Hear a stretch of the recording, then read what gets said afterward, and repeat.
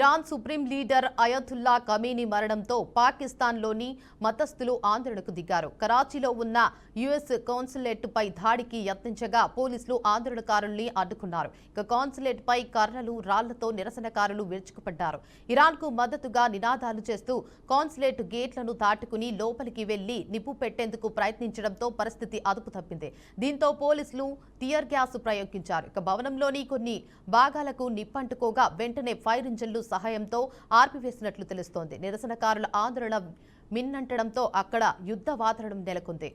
Iran supreme leader Ayatollah Khamenei మరణంతో పాకిస్తాన్లోని మతస్థులు ఆందోళనకు దిగారు. కరాచీలో ఉన్న యుఎస్ కాన్సులేట్పై దాడికి యత్నించగా పోలీసులు ఆందోళనకారుల్ని అడ్డుకున్నారు. ఇక కాన్సులేట్పై కర్రలు, రాళ్లతో నిరసనకారులు విరుచుకుపడ్డారు.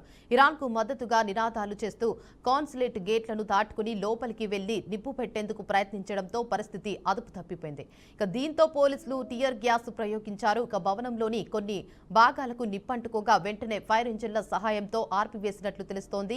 ఇక నిరసనకారుల ఆందోళన మిన్నంటడంతో అక్కడ యుద్ధ వాతావరణం నెలకొంది.